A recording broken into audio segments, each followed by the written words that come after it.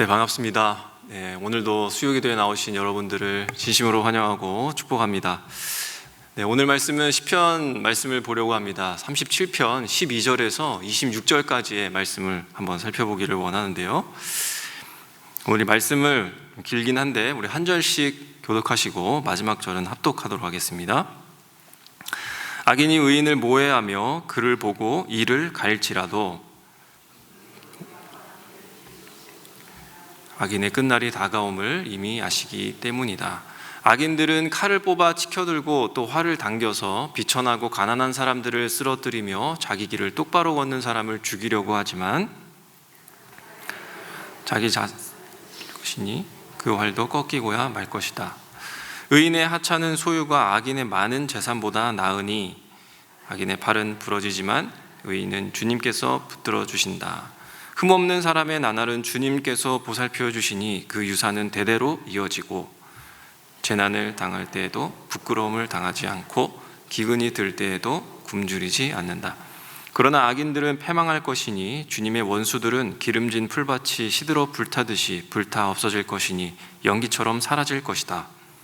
악인은 빌리기만 하고 갚지 않으나 의인은 은혜를 베풀고 거저준다. 주님께서 베푸시는 복을 받은 사람은 땅을 차지하게 되지만 주님의 저주를 받은 자들은 땅에서 끊어질 것이다. 우리가 걷는 길이 주님께서 기뻐하시는 길이면 우리의 발걸음을 주님께서 지켜주시고 어쩌다 비틀거려도 주님께서 우리의 손을 잡아주시니 넘어지지 않는다.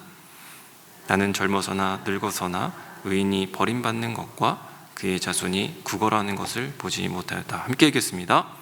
그런 사람은 언제나 은혜를 베풀고 구워주면서 살아가니 그의 자손은 큰 복을 받는다. 아멘.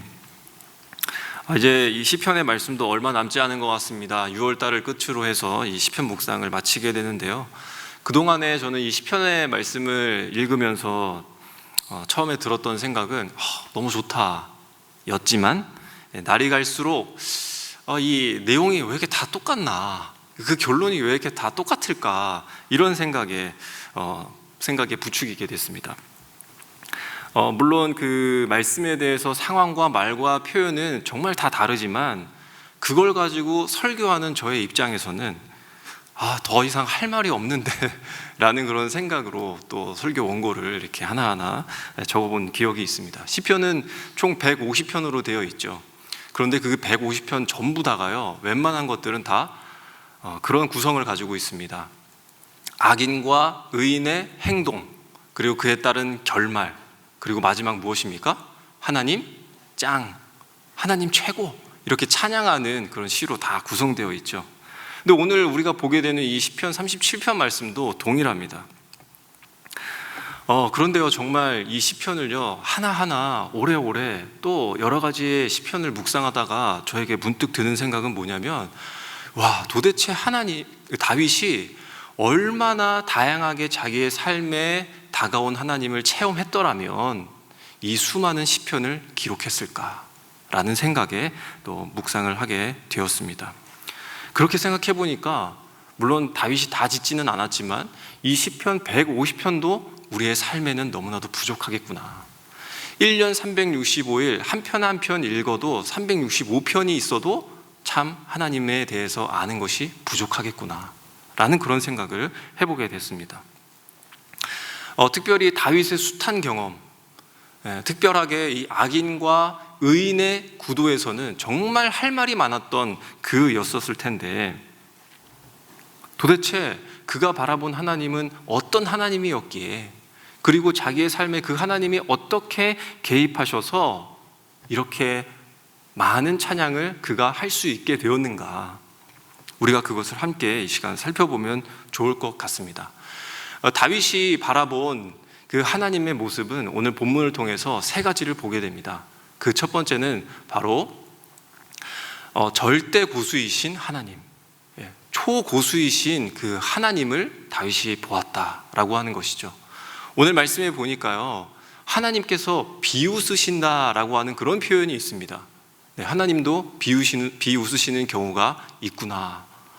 어떨 때 그렇게 한다고 했습니까? 악인을 볼 때 비웃으신다, 그렇게 되어 있습니다.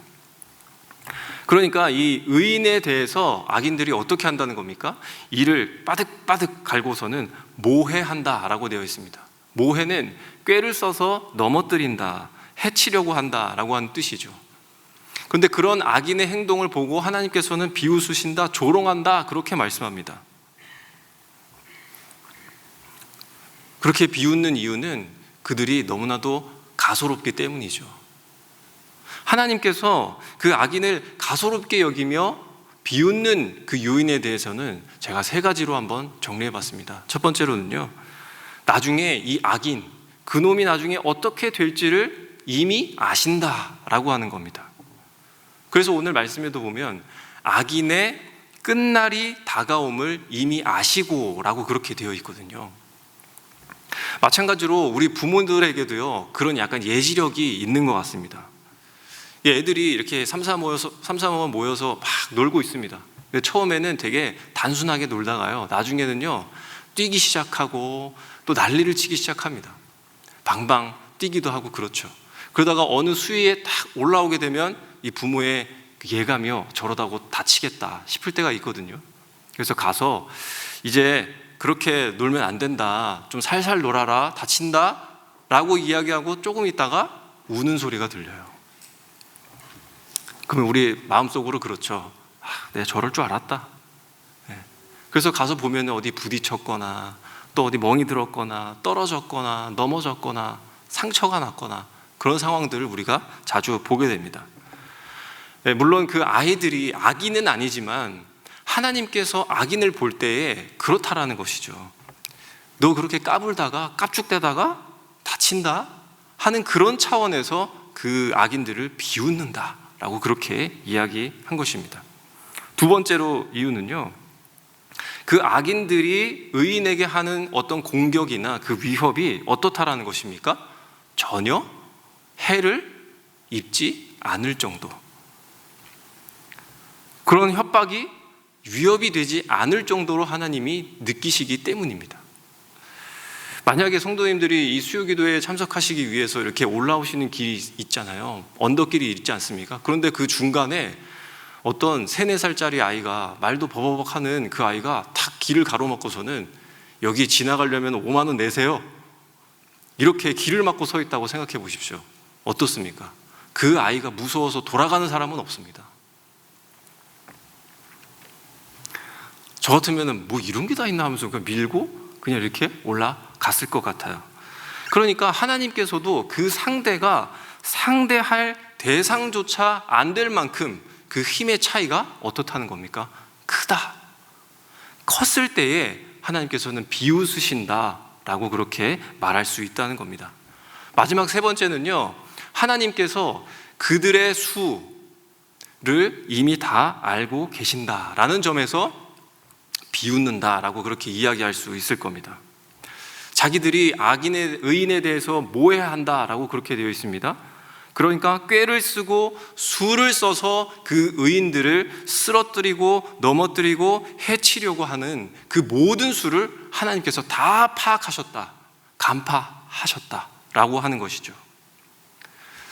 그래서 저는 이 수라고 하니까 장기도 떠오르고 바둑도 떠오르는데, 바둑에 대해서 좀 이렇게 살펴봤더니요, 화면을 보시게 되면 그 바둑에 단급이 45단계가 있더라고요. 그러니까 하수부터 해서 고수까지 45단계를 거쳐야 초고수가 될 수 있는 겁니다. 그래서 보면 일반이 30급에서 1급까지, 그리고 아마추어가 1단에서 6단까지, 그리고 프로가 1단에서 9단까지 이렇게 되는 것이죠. 그러니까 고수 중에 고수는 누구입니까? 프로 9단이 되는 겁니다. 그리고 나머지는 중수가 아마추어 정도가 되겠고, 프로 1, 2단 정도가 되겠죠. 그리고 하수들이 그 이하의 사람들이 되는 겁니다. 또 그리고 한 기사를 읽어봤는데, 고수와 하수가 이 바둑판의 싸움에서 큰 차이점이 있다 그래요. 고수는 뭐라고 하냐면요, 그 바둑판과 그 위에 놓여진 돌의 위치, 그것만 딱 보더라도 상대가 어디에 무엇을 두겠다라고 하는 것을 다 안다고 합니다. 이게 고수라고 합니다. 그런데 하수는요, 자기가 좀 친다라는 생각에, 둔다라는 생각에 이렇게 어지러운 수를 둔다고 합니다. 그걸 바로 치중수라고 이야기하는데요. 그 치중수가 뭐냐면요, 상대의 진영에다가 돌을 놔두는 겁니다. 그래서 그 집을 짓지 못하도록 헷갈리게 만드는 그 수를, 균형을 허무는 수를 치중수다라고 그렇게 이야기하고 있는 것이죠. 그러니까 상대방이요 막 집을 짓고 있는데요, 그 집을 짓지 못하도록 방해하는 공격, 그리고 집을 짓는 그 기초를 흔드는 공격만 한다는 겁니다. 그게 바로 고수와 하수의 차이점이다라고 되어 있는 것이죠. 그러니까 이 하수의 공격에도 고수는 어떻게 합니까? 내 집을 이루어가는 데 있어서 상대방이 어느 틈에 공격을 할 것인지, 어느 지점에서 방해할 것인지, 그리고 어떤 식으로 공격할지를 이미 다 안다라고 하는 것이죠. 움직임이 너무나도 뻔하니까요. 그리고 설마 그 치중수를 둔다 하더라도 그 고수는 그 수를 무엇으로 만들어 버립니까? 바로 헛수로 만들어 버리는 그런 실력까지도 겸비하고 있다는 것이죠. 그러니까 다윗은요, 하나님을 봤더니 정말 보통 고수가 아니라는 것이죠. 상상도 못할 만큼 완전 고수라는 겁니다. 사탄도요, 사람을 흔드는 데 있어서 굉장한 고수입니다. 그러나 그가, 사탄과 악인들이 하나님 앞에 서면 그들도 작은 하수가 되는 것이죠. 적수가 되지 않는 것입니다. 왜냐하면 그들의 수를 다 아시기 때문에. 아무리 치명적인 공격도 균형을 허무는 공격이라 할지라도 다 헛수고로 만들어 버리시기 때문에 그들이 우습고 그들을 비웃는다라고 그렇게 말씀하고 계시는 겁니다. 그리고 오늘 말씀에 보면 이 악인에 대한 공격의 패턴이 있습니다.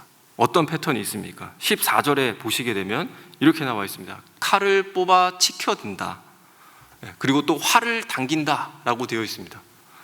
근데 그래서 어떻게 한다는 것입니까? 겨우 그들을 쓰러뜨리는 정도입니다. 넘어뜨리는 정도라고 이야기하고 있습니다. 그리고 죽인다 라고 하는 게 아니라 뭐라고 나와 있습니까? 죽이려고 한다 라고 되어 있습니다. 그러니까 이 말은 무엇입니까? 겨우 칼과 활을 들고서는 겁주는 일 정도밖에 못한다. 아우, 확 이 정도밖에 안 된다라는 거죠. 넘어뜨리는 일 그 정도밖에 하지 못한다는 겁니다. 화면을 보시면요, 혹시 7호선 단소 살인마라고 하는 걸 아십니까? 말은 되게 무섭고 덜덜 떨리는데요, 제목만 무섭지 사실 별거 아닙니다. 지하철에요, 단소를 든 아저씨가 탁 나타나서는요, 그 앉아있는 사람들한테 가가지고 괜히 아오 확 이런다라는 거예요. 그래서 저 앉아 계시는 분도 이게 보시면요, 저게 위협을 가하고 있는데 웃고 계시잖아요. 그리고 다음 화면도 이제 보시면, 이제 저기에서 이게 무슨 상황이냐면요, 이제 하도 이렇게 까불거리니까 아저씨가 이렇게 밀어서 야 앉아 이렇게 하고 있는 거예요.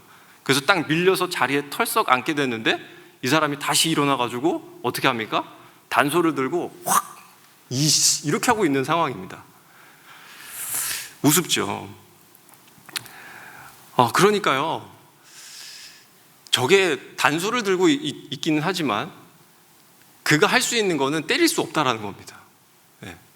그 사람이 하는 말이요, 때리면 네가 신고할 거잖아.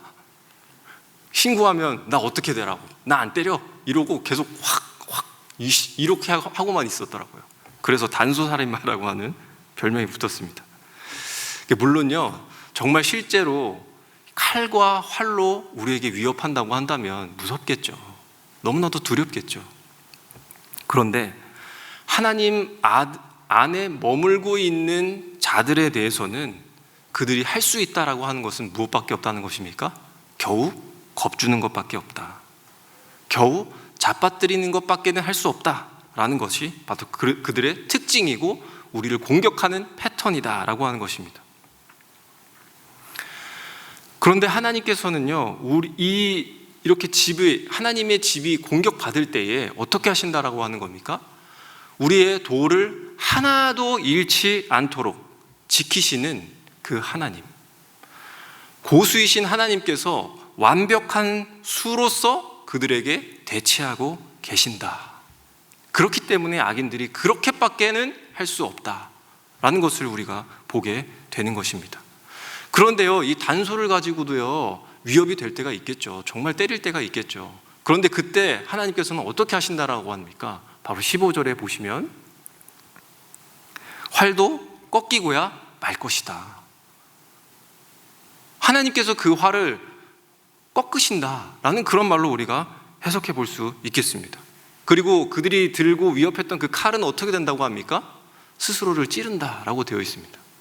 이것은 바로 자충수입니다. 축구로 이야기하자면 자책골이 되는 것이죠. 자책골을 많이 넣게 되면 어떻게 됩니까? 패하게 됩니다. 하나님이 그들에 대한 결말을 그렇게 말씀해 주고 계시는 거죠. 그러면 우리는 어떻게 되는 것일까요? 우리는요, 거기에 있어서 바둑판 위에서 하나님이 수를 두시는 그 수를 우리가 보게 되는 것이죠.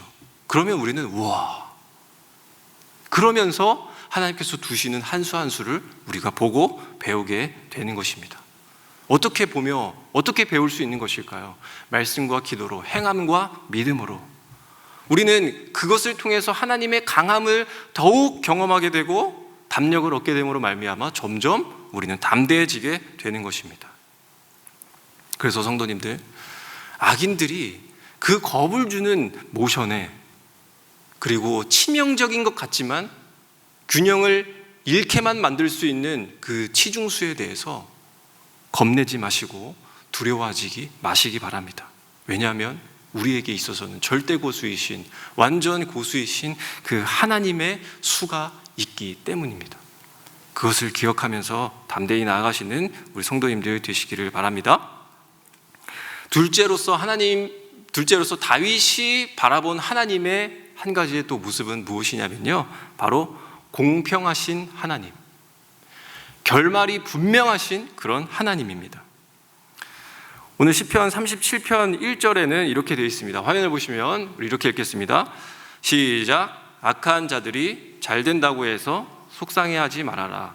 불의한 자들이 잘 산다고 해서 시세워하지 말아라. 네. 그러니까 악한 자들이 잘 된다고 해서 속상해하지 말고, 불의한 자들이 잘 산다고 해서 그거를 시기하지 마라, 투기하지 말아라, 그런 말이죠.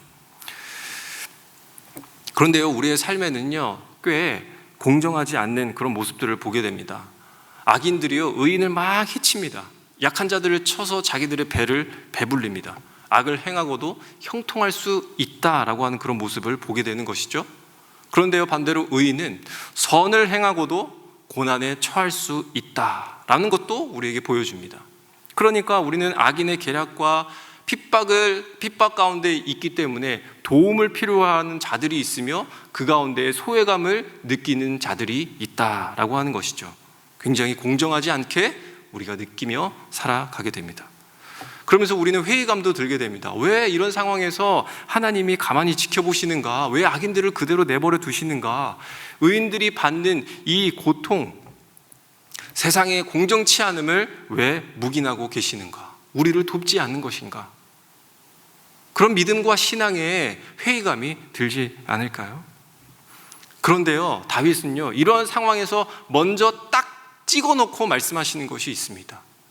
방점이 있다라고 하는 것인데, 그것이 37편 2절의 말씀입니다. 시작. 그들은 풀처럼 빨리 시들고 푸성기처럼 사그라지고 만다. 그리고 오늘 말씀 20절에도요, 기름진 풀밭이 시들어 불타듯이 없어진다. 연기처럼 사라진다. 그 외에도요, 그들은 패망한다. 땅에서 끊어진다. 그들은 버림받는다. 그들은 구걸하게 된다. 라고 그렇게 이야기합니다. 그들의 결말이 왜 그런 것입니까? 악을 행하기 때문입니다. 악으로 그들의 배를 배불리고 악으로 갈취하고 겁박하여서 소유가 많아진 그들의 결말, 하나님께서 그런 자들의 결말을 그렇게 딱 정해두었다라고 하는 것입니다. 그리고 이어서 3절 말씀에 이렇게 나와 있습니다. 시작. 주님만 의지하고 선을 행하여라. 이 땅에서 사는 동안 성실히 살아라 라고 되어 있습니다. 다윗은요, 이 3절을 통해서 이 불공정하다라고 느끼는 이 세상 속에서 어떻게 살아가라고 그렇게 충고하고 있습니까? 첫 번째, 주님만 의지해라 라고 되어 있습니다. 그러니까 악인들이 그 잘 되는 것을 보면서 나도 저렇게 살고 싶다, 그게 아니라, 그리고 또 그들의 풍요를 가지고 나의 의지할 것으로 탈바꿈하지 말고 어떻게 하며 살라고요? 하나님만 의지하며 살아라 라고 되어 있는 것입니다. 두 번째는 바로 선을 행하라. 악인의 배부름을 보면서 우리가 참 배가 아프지만, 속상하지만, 그렇다고 해서 그들처럼 똑같이 악을 행하여 배불리지 말고 어떻게 하라고요? 선을 행하라. 그리고 마지막 세 번째는 이 땅에 사는 동안에는 성실하게 살아라 되어 있습니다. 여기에서 이 성실이라고 하는 단어 안에는요, 믿음이라고 하는 그 의미를 내포하고 있는 단어입니다. 그러니까 이거를 좀 풀어서 이야기하자면 이 성실은 뭘 얘기하고 있는 겁니까? 늘 꾸준하게 하나님을 선택하는 믿음이다 라고 그렇게 이야기할 수 있는 겁니다. 그래서 그 믿음은 어떤 상황에서도 하나님을 꾸준하게 택하는 삶, 그것을 성실한 삶이라고 그렇게 정의하고 있는 것이죠. 그래서 결론적 무엇입니까? 비록 악인은 무서운 무기로 우리를 겁박하고 우리를 갈취하여서 자기의 배를 배불리면서 호령하고 내가 이 세상을 점령했다 그렇게 착각하면서 떵떵거리고 살지만, 하나님의 사람, 의인은 무엇입니까? 내가 하나님을 의지함으로, 내가 선을 행함으로, 꾸준한 그 성실로서 이 세상을 점령하며 살아간다라고 하는 것이죠. 악인과 의인은 결이 다릅니다. 악인과 의인은 결말도 다릅니다. 그 결말 어떻게 되는 것입니까? 행한 대로 반드시 거두신다라고 하는 그 하나님의 공평하심이 있다라고 하는 것이죠. 비록 악인이 형통하는 그 불합리를 우리는 늘 마주하고 상식이라고는 보기 힘든 이 어려운 시대 속에서 우리의 마음과 우리의 몸이 괴로울 수 있습니다. 그렇지만 우리에게는 분명하신 하나님이 있다라고 하는 것이죠. 틀림없는 하나님의 결말이 있다라고 하는 겁니다. 그러니까요, 우리는 우리에게 주어진 대로, 우리의 방식대로 하나님이 살라고 알려주신 그 방법대로 살아가는 그것뿐인 것입니다. 그렇게 살아갈 때에 우리의 결말은 더 선명해지고 분명해지는 것이죠. 오늘 말씀 19절을 한번 같이 읽어볼까요? 그 19절의 말씀 이렇게 되어 있습니다. 시작. 재난을 당할 때에도 부끄러움을 당하지 않고 기근이 둘 때에도 굶주리지 않는다라고 되어 있습니다. 이스라엘이요, 광야 생활을 했습니다. 그 광야 생활에서 어떻게 생존할 수 있었습니까? 하나님을 의지함으로 그들이 살아갈 수 있었습니다. 광야는 하나님을 의지할 수 있는 훈련을 하는 곳이었죠. 비록 훈련에 임하는 그들의 상태는 정말 볼품이 없었지만, 위태위태했지만, 그들이 한 번 딱 의지할 때에 어떤 일들이 일어났습니까? 무엇이든지 채워주시는 그 하나님을 경험했다라고 하는 것입니다. 또한 하나님은 자기의 손을 부끄럽게 여기지 않으시고, 또한 출애굽한 백성들을 부끄럽지 아니하도록 하나님께서 지켜주셨습니다. 출애굽할 때에 그들이 굶주렸다, 백성들이 하나둘씩 죽어나가고 있다, 그런 소리를 듣지 않기 위해서 하나님의 구원하신 자신의 손이 부끄럽지 않도록 그들을 계속해서 인도해 가셨다라고 하는 겁니다. 그 백성들이, 출애굽한 백성들이 부끄러움을 당하지 않도록 지키시고 먹이시고 입히시고 입은 옷과 신발이 낡지 아니하도록 하나님께서 인도해 주셨다라고 하는 것이죠. 그리고 그들의 나중에 결말이 어떻게 이루어집니까? 하나님께서 땅도 없고 거처도 없고 잘 곳도 없고 집도 없는 그들에게 땅을 주셔서, 땅을 점령하게 하셔서 하나님의 민족을 이루게 되는 그런 역사를 우리가 보게 되지 않습니까? 우리도 동일합니다. 하나님을 의지하는 자, 선을 행하는 자, 성실로 사는 자는 어떻게 되는 것일까요? 우리가 복을 누리게 되는 겁니다. 22절의 말씀이 그렇죠. 땅을 차지하게 된다. 땅을 차지한다. 또 이 땅을 묵상하다 보니까 우리 작년에 오신 우리 최은삼 목사님이 생각이 나더라고요. 그 땅은 어떤 땅입니까? 부동산이 아니고 새 하늘과 새 땅, 사람의 손으로 짓지 아니하는 기업, 그 땅을 주겠다. 곧 그 땅은 썩지 않고 더럽지 아니하며 쇠하지 아니하는 그 땅. 우리는 그 땅의 이야기를 들으면서 어떤 결말을 듣게 되었습니까? 아, 하나님의 사람은 하나님 나라를 상속받는구나 라고 하는 하나님의 놀라우신 계획을 우리가 듣게 되었던 것입니다. 그렇기 때문에 우리는 비록 이 세상을 살아가는 동안에 우리의 소유가 적을 수 있으나 오늘의 말씀처럼 악인의 풍부함보다 낫다 라고 그렇게 우리는 이야기할 수 있습니다. 다른 사람들의 눈에는 그 소유가 대단해 보이겠지만 우리 눈에는 그저 요란한 빈수레로 보인다라고 이야기할 수 있는 것이죠. 우리는 재물의 많고 적음을 가지고 하나님의 은혜다, 하나님의 복이다 라고 그렇게 판단할 수 없습니다. 오직 우리가 알 수 있는 것은 무엇입니까? 의와 선을 행하는 것이 바로 하나님의 뜻이구나. 우리가 그렇게 행하게 될 때에 우리는 하나님의 그 분명한 결말에 한 걸음 더 가까워지는 것이구나 라고 하는 사실을 우리가 깨닫게 되는 것입니다.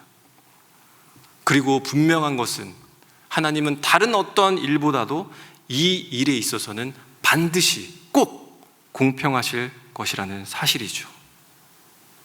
우리가 공정하지 못하다고 느끼는 이 세상 속에서 공평하신 하나님을 믿으시기를 바랍니다. 성실로서 살아가는 자들에게 분명한 결말을 주시는 그 하나님을 붙드시는 우리 성도님들이 되시기를 부탁드립니다. 마지막 세 번째입니다. 다윗이 바라본 그 하나님은 바로 함께 하시는 하나님입니다.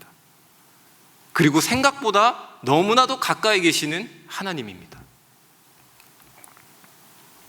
오늘 말씀 23절에 보면요, 우리가 걷는 길이 주님께서 기뻐하시는 길이면 이라고 되어 있습니다.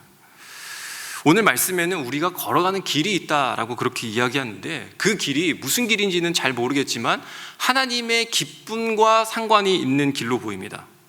그런데요, 우리가 길을 걷는다고 해서 하나님이 기뻐하실 일이 뭐가 있겠습니까? 그 길에 하나님의 기쁨이 있기 때문에 우리가 그 길을 걸을 때 하나님께서 기뻐하시겠죠. 어떤 길로 가야 하나님이 기뻐하시는 길일까요? 저는 오늘 말씀을 보면서 길에는 세 가지의 종류가 있겠구나 생각이 들었습니다. 화면을 보시게 되면 첫 번째는 우리가 기뻐하는 길입니다. 우리가 기뻐하는 길은 하나님의 기쁨과는 상관없이 내가 기뻐하는 길로 걸어가는 길이 되겠죠. 그리고 두 번째 길은 하나님이 기뻐하는 길입니다. 하나님이 만들어주신 길인데요, 우리는 잘 모르고 알지 못하는 길. 그렇지만 하나님께서는 우리가 반드시 알기를 원하시는 길, 그 길이 바로 하나님이 기뻐하시는 길입니다.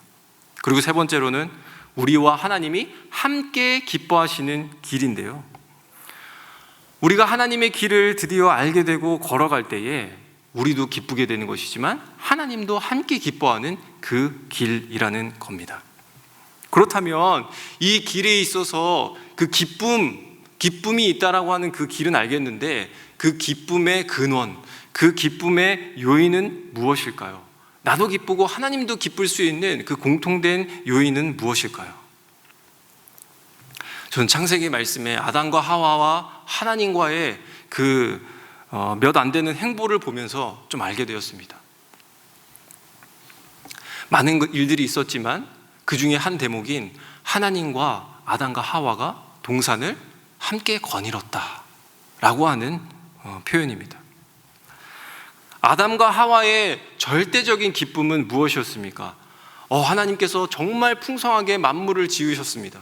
그 지으신 것들에 대한 기쁨은 아니었습니다. 그리고 그 안에서 그냥 무수히 먹을 수 있는 그 열매를 가지고 그 풍족함을 가지고 누리는 기쁨도 아니었습니다. 하나님께서도요, 그 지으신 것을 보고 좋아하셨는데 그들이 많이 먹는 것을 보며 그것을 누리며 좋아하는 모습을 보면서 기뻐하셨던 것이 아니라 무엇이었습니까? 함께 거닐었던 것, 함께 교제했던 것, 그것을 기뻐했다라고 하는 것을 우리가 유추해 볼 수 있는 것이죠. 우리 역시요, 똑같이 이 말씀에 적용해 본다면 우리의 존재는 어떤 존재라는 겁니까? 하나님이 주시는 뭔가를 가지고 기뻐하는 존재가 아니라 하나님 자체를 즐거워하고 함께 거닐고 교제하는 것이 우리와 하나님의 가장 큰 기쁨이다 라고 하는 겁니다. 그것을 우리는 예배, 그리고 그것을 지키는 것을 우리는 신앙이라고 이야기할 수 있죠. 그래서요, 우리는 내 삶에 채워지는 그 기쁨, 곳간이 넉넉해지고 꽉꽉 메워지는 그 풍성해지는 기쁨으로 즐거워하면 안 되는 것입니다. 그것은 나만 기뻐하는 길인 것이죠. 하나님과 아무 상관없는 그런 길을 걷는 자가 되는 것입니다. 하나님을 온전히 예배하는 것, 하나님을 자체를 기뻐하고 즐거워하는 것, 그것이 우리의 기쁨이요, 하나님의 기쁨입니다. 우리는 또 그 길 가운데에 우리가 하나님과 함께 걷는다라고 하는 의미를 다시 한번 생각해 보면 좋겠습니다. 이 위드라고 하는 이 개념은요, 우리가 생각하는 거리보다 훨씬 더 가깝다라고 하는 것입니다. 하나님께서 말씀하시는 함께라고 하는 그 단어는요, 우리와 약간 떨어져서 함께 있는 그런 것들을 이야기하고 있는 것이 아니라 완전히 딱 붙어 계신다라는 겁니다. 어떻게 붙어 계시냐면요, 만약에 그렇다고 한번 생각을 해보죠. 제가 친구랑 함께 길을 걸어가고 있는데 멀쩡한 얘가 갑자기 풀썩 주저앉게 됩니다. 기절을 해서 쓰러졌습니다. 그런데 제가 옆에 딱 붙어 있으면 어떻게 될까요? 부축해 줄 수 있습니다. 좀 넘어지겠지만 잡아줄 수는 있는 거죠. 그런데요, 한 팔 거리만 떨어져 있어도 그 친구를 잡지 못합니다. 어깨와 어깨 딱 붙어 있을 정도로 가까워야 순간적으로 잡을 수가 있는 것이죠. 저희 둘째가요, 지가 요즘에 좀 걸을 줄 안다고 혼자서 뿔뿔거리면서 막 이렇게 돌아다니려고 합니다. 한 번은 제가 아침에 딱 등원을 시켜주는데 손을 잡고 이렇게 밑으로 빼는 거예요. 이제 혼자서 걷고 싶다 이거죠. 그래, 그럼 걸어라. 그래서 손을 놔줬습니다. 그런데요, 정말 딱 4걸음인가요? 3걸음 딱 가는데 쫙 넘어졌어요. 무릎에 기스가 나고요. 그 다음에 또 팔도 까지고요. 거기 지금 아침에 다 우리 초중고 학생들이 수업하고 있는데 소리를 지르면서 울고 참 난리가 났습니다. 네. 아이와 저는 함께였죠. 그런데 그 한 발자국 제가 멀리 떨어져 있다고 그 아이를 잡아주지 못했습니다. 오늘 말씀 23절 보시면 이렇게 되어 있습니다. 우리가 걷는 길이 주님께서 기뻐하시는 길이면 우리의 발걸음을 주님께서 지켜주신다. 또 24절의 말씀을 볼까요? 어쩌다 비틀거려도 주님께서 우리의 손을 잡아주신다. 넘어지지 않게 하신다. 네, 발걸음을 지켜주실 정도로 하나님께서 우리의 사이가 어떻다는 것입니까? 가깝다라는 것입니다. 어쩌다 비틀거려도 손을 잡아주실 만큼 넘어지지 않는 그 거리로 우리와 나란히 그 기쁨의 길을 걸어가고 계신다라고 하는 겁니다. 함께라고 하는 이 하나님의 거리, 어깨를 나란히 해서 꼭 붙어 지켜주시는 그 거리, 다윗이 그 거리에 대해서, 함께 하시는 하나님에 대해서 뭐라고 이야기하고 있습니까? 우리가 젊어서나 늙어서나 그 길을 성실하게 걸어가니까 하나님께서 곁에 계시기 때문에 우리가 버림받을 일이 없다, 있을 수 없다. 그리고 그의 자손이 구걸하는 것을 본 적이 없다 라고 자기의 경험을 분명하게 이야기하고 있는 것이죠. 말씀을 정리하겠습니다. 성도님들, 다윗의 하나님과 함께 나도 그 길을 따라 걷는 이 기쁨의 복을 누리시는 우리 성도님들이 되시기를 바랍니다. 우리가 걷는 길 가운데에 하나님과 함께 평생 영원토록 함께 기뻐하는 이 복이 이 자리를 통해 이루어지길 소망합니다. 오늘 우리의 삶에 하나님이 함께 계셔서, 가까이 계셔서, 놀랍도록 가까이 하셔서 우리가 어쩌다가 비틀거려도 붙잡아 주시고 손잡아 주시고 넘어지지 않도록 꽉 우리를 붙들어 주시는 그 하나님을 날마다 경험하시는 우리 성도님들이 되시기를 간절히 소망합니다. 우리 말씀을 가지고 함께 기도하겠습니다. 기도 제목을 보시며 함께 기도할 텐데요. 첫 번째로는 우리의 악인의 공격과 위협을 그 우습게 여길 수 있는 그 사실, 그것은 바로 하나님의 강함 때문입니다. 그 하나님의 완전하심을 신뢰하며 살아갈 수 있는 저희들 되도록 주님 인도하여 주시옵소서. 또한 분명하신 그 하나님의 결말, 사라질 것들을 부러워 말며 영원한 것을 쫓는 자의 결말을 기억하며 살아가는 복된 존재가 되게 하여 주시옵소서. 또 우리가 하나님 자체로 기뻐하며 즐거워하는 예배자 되기를 원합니다.